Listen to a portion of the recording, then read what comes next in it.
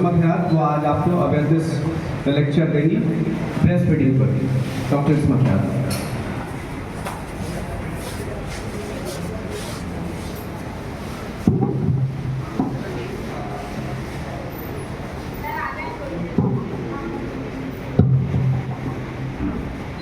Good morning all of you. जैसा कि आप लोगों को पता है कि अभी अगस्त का महीना चल रहा है और 1 अगस्त से लेकर 7 अगस्त तक ब्रेस्ट फीडिंग मतलब स्तनपान को बढ़ावा देना, और उसके लिए सरकार चाहती है कि जो आम जनता है वो जागरूक हो। ठीक है, तो ये जो ब्रेस्ट फीडिंग अवेयरनेस प्रोग्राम है, इसमें एक ऑर्गेनाइजेशन है जिसको वाबा बोलते हैं, world alliance for breast action. इसमें क्या होता है, ये एक इंटरनेशनल ऑर्गेनाइजेशन है जो ये ऑर्गेनाइजेशन बहुत सारे प्रोग्राम कराती है, बहुत सारा ये रूल नया बताती है और स्कीम हर साल एक नया देती है, जिससे है ना आम जनता उसको ब्रेस्ट फीडिंग में जागरूकता पैदा हो। ठीक है, अब ये है कि ऐसा देखा गया है, रिसर्च में है ना पता चला है कि अगर कोई महिला शिशु के पैदा होते ही अगर पहले घंटा में अगर ब्रेस्ट फीडिंग करवाती है तो 22% तक जो शिशु की जो मॉर्टेलिटी रेट है, जो मृत्यु दर है, वो कम हो जाती है। और जो शिशु का जो एक स्वास्थ्य होता है वो भी काफ़ी हद तक बहुत अच्छा जाता है। ऐसा रिसर्च में देखा गया है कि जो ब्रेस्ट फीडिंग जो स्तनपान कराती है और जो फॉर्मूला पे या फिर गाय के दूध में जो बच्चे होते हैं, वो इन दोनों बच्चों के बीच में काफ़ी अंतर पाया गया। इन दोनों बच्चों में जो माँ के दूध में जो बच्चे होते हैं उनका दिमागी क्षमता और उनका स्वास्थ्य हर एक चीज़ बाकी फॉर्मूला मिल्क से या फिर गाय के दूध वाले बच्चे जो बच्चे पलते हैं उससे ज़्यादा बेहतर होता है। ठीक है, अब होता है कि माँ के दूध को एक दिन में माँ अपने बच्चों को एक दिन में कितनी बार दूध पिलाए, 8 से 12 बार पिलाना है, एक 24 घंटा के अंदर 8 से 12 बार पिलाना है या फिर 2-3 घंटा के अंतराल पे पिलाना है। और अगर कोई माँ परेशान है कि कैसे पता चले कि उसका बच्चा मतलब कि उसके बच्चे को पर्याप्त दूध मिल रहा है, ये भी बहुत बड़ा क्वेश्चन है। तो अगर बच्चे का बल्कि ये बच्चे के पेशाब के थ्रू पता चलता है। अगर बच्चा अगर दिन भर में 24 घंटा में अगर 6 से 7 बार पेशाब करता है तो ये काफ़ी है, तो ऐसा माना जाता है कि माँ का दूध उसके लिए पर्याप्त है। तो ये 6 से 7 बार जो पेशाब करने की जो उसकी ये फ्रीक्वेंसी है वो पहले 1.5 महीना में। ठीक है, 1.5 महीना के बाद बच्चे का जो फ्रीक्वेंसी भले ही कम हो जाएगा, 6 से 7 बार ना करेगा, 4 से 5 बार करेगा, लेकिन उसका क्वांटिटी बढ़ जाएगा। बच्चा जब छोटा होगा 1.5 महीना से पहले बच्चे के जो पेशाब का क्वांटिटी वो कम होगा लेकिन ज़्यादा करेगा, लेकिन 1.5 महीने के बाद बच्चे के पेशाब की क्वांटिटी बढ़ जाएगी लेकिन वो 4 से 5 बार आगे शिफ्ट हो जाएगा। ठीक है, तो अगर ये सब चीज़ है तो समझ सकते हैं कि माँ का दूध उस बच्चे के लिए पर्याप्त है, उसको और ऊपर के दूध की या फिर उसको किसी चीज़ की कमी नहीं है। और रात के टाइम में माँ का जो दूध होता है उसमें जो हार्मोन होता है वो ज़्यादा रिलीज होता है, जिसकी वजह से रात में माँ को ध्यान से अच्छे से मतलब बच्चों को दूध पिलाना चाहिए। उसका 2 फायदा, एक तो बच्चे का पेट भी पूरा होगा, दूसरे कि वो जो हार्मोन निकलता है जिससे दूध निकलता है माँ के स्तन से, उससे एक और फायदा है कि माँ को वो जो हार्मोन है वो जो केमिकल है माँ को बहुत आराम देता है, बहुत सुकून देता है। तो इसीलिए रात के टाइम में ध्यान से स्तनपान कराना, ये नहीं कि रात है तो ठीक है नहीं कराओ, दिन में करा देंगे, ऐसा नहीं कि आपके रात में माँ बच्चा को दोनों को साथ में सोना है। अब ये होता है कि बहुत सारी महिलाएं उनको स्तनपान कराने का तरीका ही नहीं पता है कि कैसे स्तनपान कराना है। ध्यान रखना है कि स्तनपान कैसे कराना है। ब्रेस्ट को महिला अपनी छाती को बच्चे के पास ले जाती है, बहुत सारा होता है बच्चे के मुंह के पास ले जाती है, अपनी निप्पल को बच्चे के मुंह पर, वो नहीं करना है, बच्चे को लाना निप्पल के पास, दोनों में अंतर है। अगर निप्पल अगर जाएगा बच्चे के पास तो उसमें बच्चे का और माँ का अटैचमेंट जो होगा वो नहीं हो पाएगा। लेकिन अगर बच्चे को निप्पल के पास लाएंगे तो इसमें अटैचमेंट होगा। मतलब कि इस तरीके से होना है कि समझिए कि बच्चे का जो नाक है और माँ की छाती का जो निप्पल है दोनों बराबर होना चाहिए, और बच्चे का जो ये ठुड्डी है वो माँ के स्तर में सटना चाहिए। इससे क्या होगा, बहुत अच्छी बॉन्डिंग बनेगी, बहुत अच्छी बॉन्डिंग बनेगी और बच्चे को दूध पीने में सहूलत भी होगा और दोनों के बीच में एक अच्छा सा जो होता है लगाव वो बढ़ता है। ठीक है, इसका क्या एक फ़ायदा है, बहुत सारी औरतें क्या होती हैं सोई हैं जैसे वैसे, ठीक है, बच्चे को दूध पिला रही है।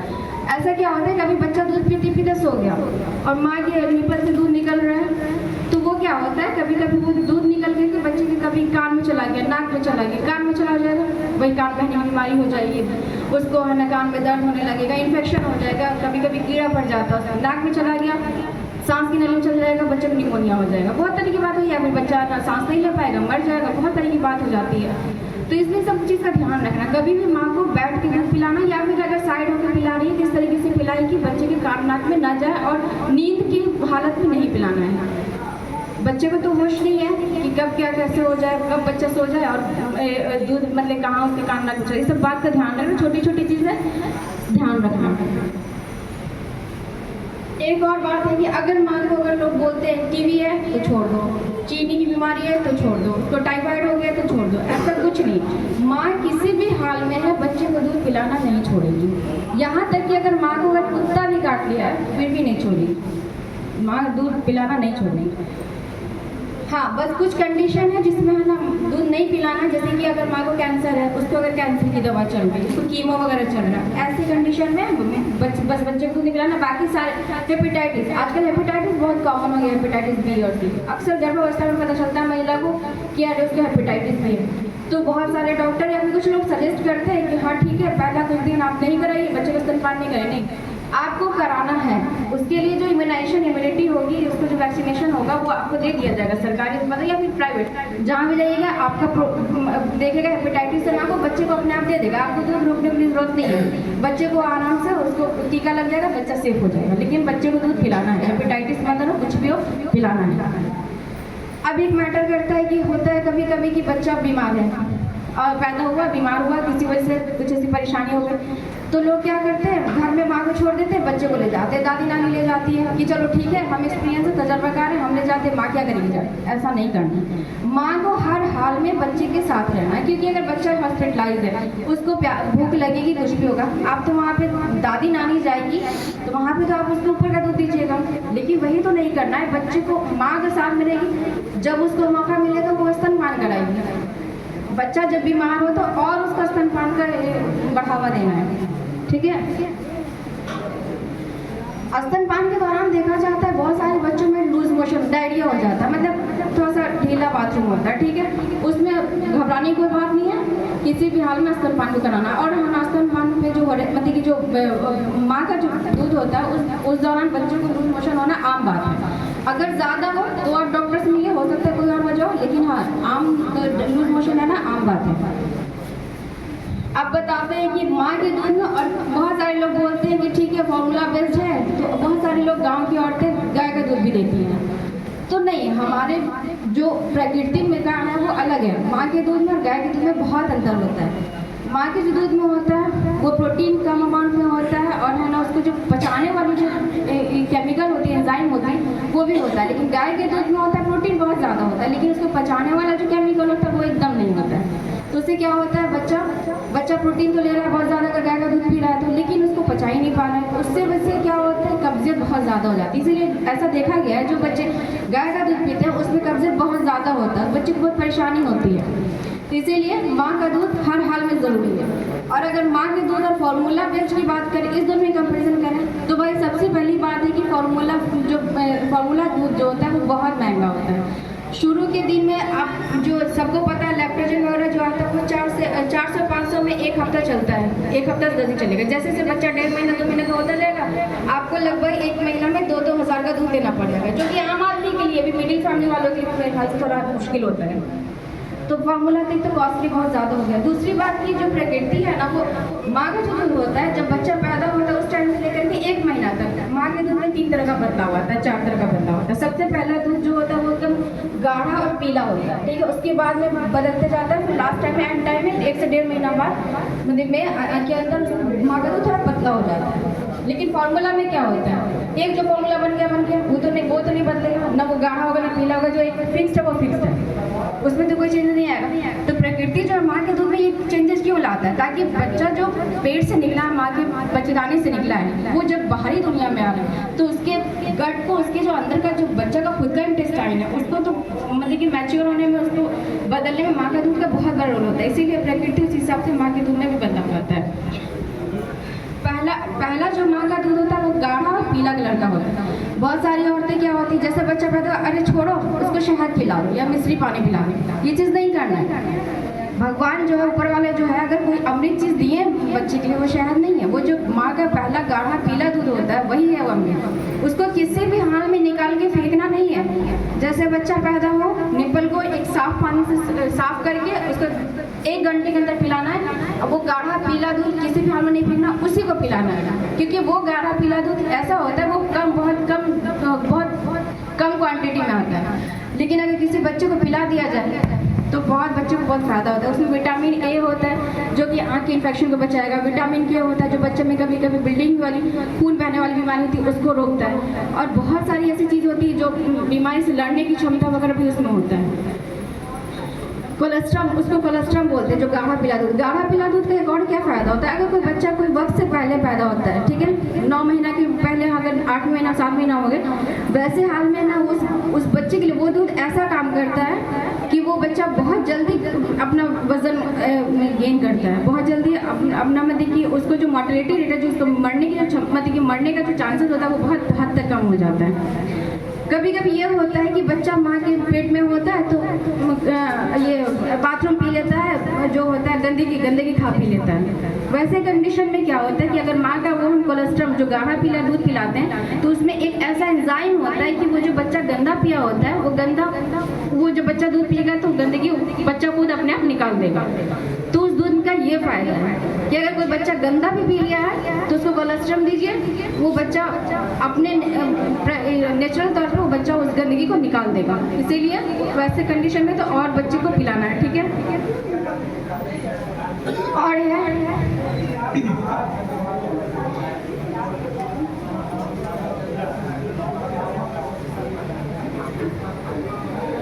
और कभी कभी ऐसा होता है कि माँ को दूध बहुत ज़्यादा होता है, या फिर अभी ऐसा हुआ है कि बच्चा ज़्यादा दूध नहीं पी पा रहा है, तो ऐसे हालत में क्या करना है कि माँ के दूध में जो माँ के स्तर में जो दूध रहता है उसको 2 से 3 घंटा ज़्यादा नहीं रहने देना, ठीक है। अगर बच्चा नहीं पी पा रहा है या फिर ज़रूरत से ज़्यादा दूध हो रहा है तो ऐसे कंडीशन में माँ को चाहिए कि अपने स्तन से वो दूध निकाल कर बाहर रख दे या फिर कहीं पे फेंक दे। लेकिन उसको, क्योंकि ऐसा क्या होता है, कभी कभी अगर दूध वो रह जाता है तो स्तन में वो जख्म बनने का चांसेस बहुत ज़्यादा बढ़ जाता है, दर्द होने लगता है, उससे माँ को परेशानी होने लगती है। और कभी कभी क्या होता है, कोई बच्चा अगर पैदा हो रहा है या फिर पैदा हुआ तो वो ना मतलब चूसने की कैपेसिटी उसकी नहीं आ पाती है, ना वो चूस नहीं पाता, या फिर अगर कभी कोई बच्चा वक्त से पहले पैदा हो गया तो उसके अंदर भी चूसने वाली कैफियत नहीं आ पाती। ऐसे हालत में क्या करना है कि बच्चों को ऊपर का दूध नहीं देना, ऐसे हालत में करना है कि माँ के स्तन से वो दूध निकाल लेना है, ठीक है, और निकाल करके ऐसे साफ बर्तन में रखना है। उसके बाद एक जो कप से या फिर एक ट्यूब टाइप से उस बच्चे को धीरे धीरे पिलाना है। और एक बात का ध्यान रखना है कि अगर ऐसा नहीं कि माँ का, ऐसे बच्चों में जो दूध पिलाते हैं माँ का तो मतलब अभी पिला दिए फिर उसी को रख दो फिर 3-4 घंटे बाद पिला देना, ऐसा नहीं करना है। मतलब माँ के दूध को अगर आप पति के बच्चा नहीं पी पाया तो वैसे क्या करते हैं कि उसको फ्रीज में डाल देते हैं। ऐसे करने से फ्रीज में 2 से 3 दिन तक वैसा दूध रह जाता है। और अगर मतलब कि अगर उसको डीप फ्रीज करते हैं 2-3 महीना, लेकिन हाँ कभी भी रूम टेम्परेचर पर 6-7 घंटा से ज़्यादा माँ का दूध सही नहीं होता है, उसके बाद माँ का दूध खराब हो जाता है। तो इन सब छोटी छोटी बातों का ध्यान रखना है।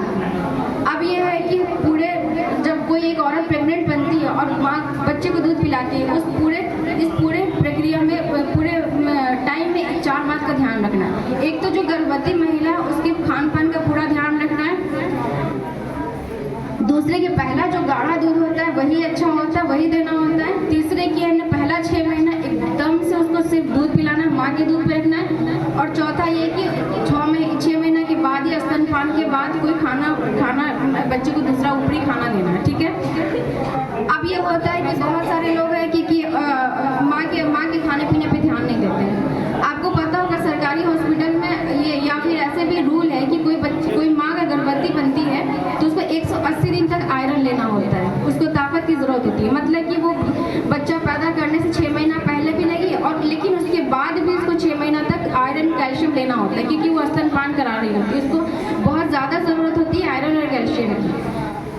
अब ये होता है कि लोग महिला के खान पान का ध्यान नहीं रखते हैं, लेकिन ऐसे कंडीशन में खान पान का और मानसिक स्वास्थ्य का ध्यान बहुत रखना जरूरी। घर वाले की जिम्मेदारी है, इसकी पति की जिम्मेदारी है।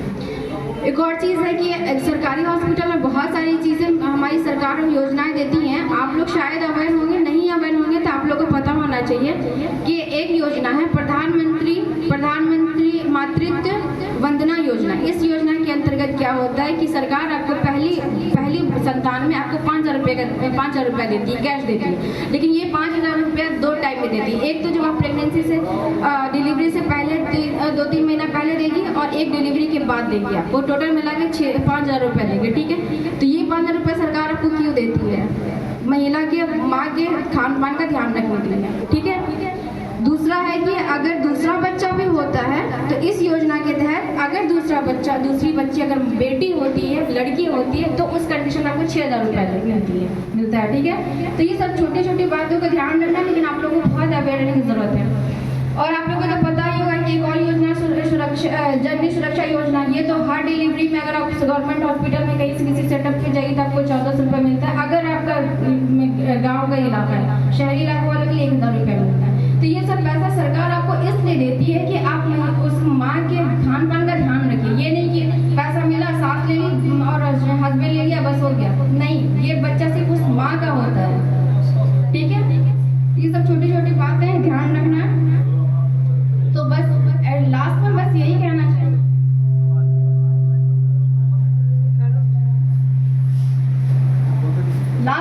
यही कहना चाहेंगे कि उसी बच्चे का स्तनपान नहीं हो सकता जिस बच्चे की माँ नहीं है। मतलब अगर माँ है तो स्तनपान जरूरी है, ठीक है। आप लोग भी अवेयर रहिए, जागरूक रहिए, औरों को भी जागरूक कीजिए।